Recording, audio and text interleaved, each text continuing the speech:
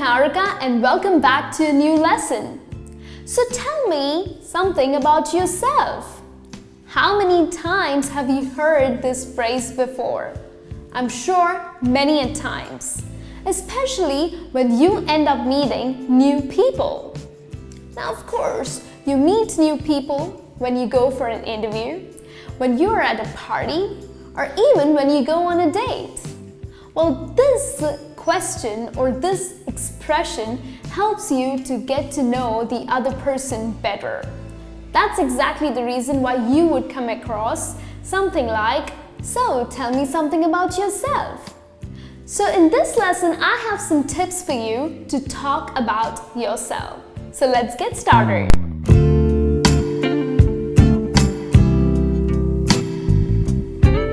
The first tip that I have for you is focus. Now it's important for you to focus.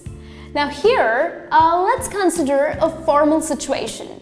A situation where you are in an interview and someone or your interviewer would end up asking you, "So, tell me something about yourself."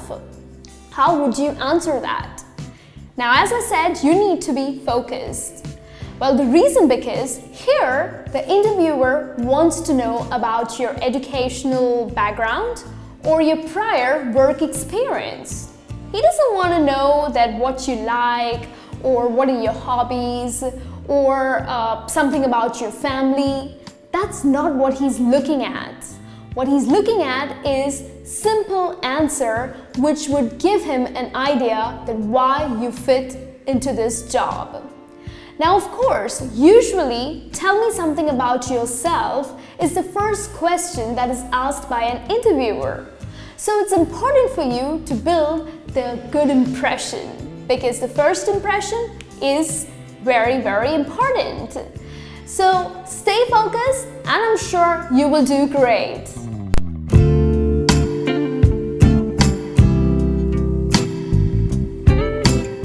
Tip that I have for you is to put some color behind the positive words. Well, here what I mean to say is to highlight your skills with some examples. Now, positive phrases such as "I'm hardworking," "I'm detail-oriented," "I'm a problem solver" is all over the resume and it is commonly used by everyone. But wouldn't it be nice to add something that would highlight this skill? Well, for example, you can say that "I am a problem solver.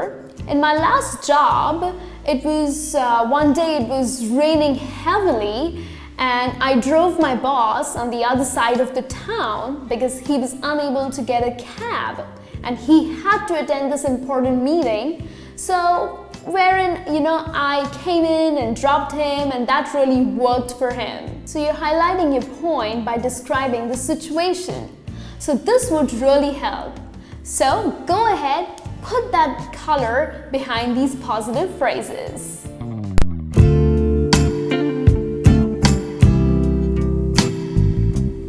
The third tip that I have for you is keep it short. Now, yes, I have come across a lot of people who love talking. They just keep going on and on and on. Well, you need to stop, right? Now, the reason because your interviewer has some more questions for you. So you just can't keep talking about yourself, about your family, or about your friends, or about the things that you like. That's not necessary. So when a question is put up to you, like "Tell me something about yourself," just highlight your 2-3 points, okay, that would really show your skills to the interviewer, and then that's about it, period. So make sure you keep your answer short.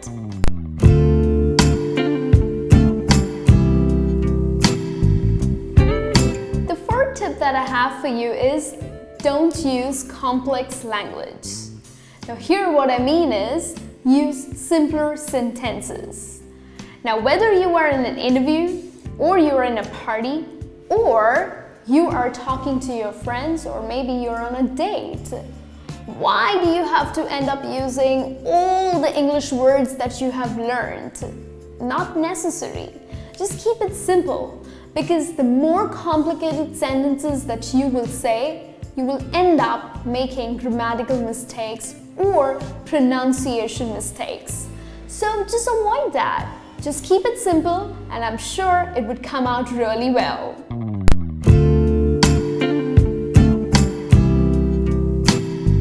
The fifth and the last point that I have for you is listen to others. Now here, what I mean is, it's important for you to listen to others as well. Now, yes, the question is put to you. You have been asked that tell me something about yourself. But it doesn't mean that you just keep going on and you do not let others talk. It's important to give an ear to others as well. Hear them out. This way you would get to know them better. So make sure you listen to others. So this brings me to the end of this session. Hope this lesson is helpful to you and please do follow these tips. The reason because you would end up developing confidence and you would be able to engage into healthy conversations with different people from all around the world. So keep watching our lessons, do subscribe to them, and I'll be back with a new lesson. Till then, you take care.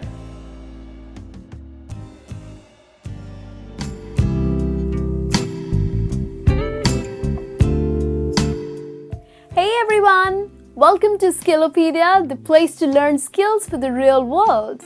Well, you're with me, Niharika. Well, what's a perfect world for you?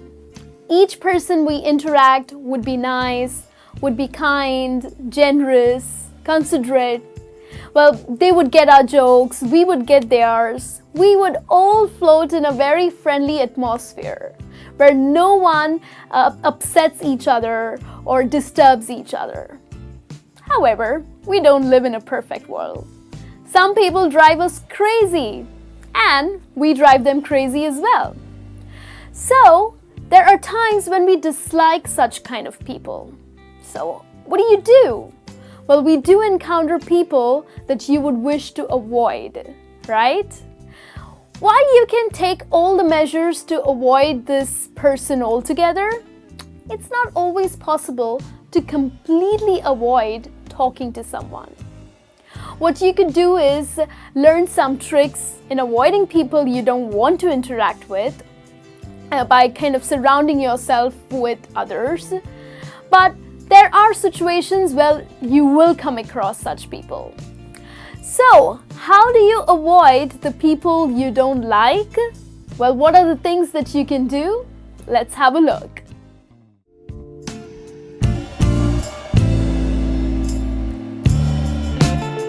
Hi viewers, welcome to the session. So this morning I was going through my emails and I noticed that I received an email from a business firm. And as I was going through the email, I noticed two communication errors. One was grammatical and the other was a spelling error. That's when I decided that I should seriously compile a list of most common communication errors for you all. Because communication errors have the potential to tarnish your reputation. Not just that, it can really upset your clients and sometimes lead to loss of revenue.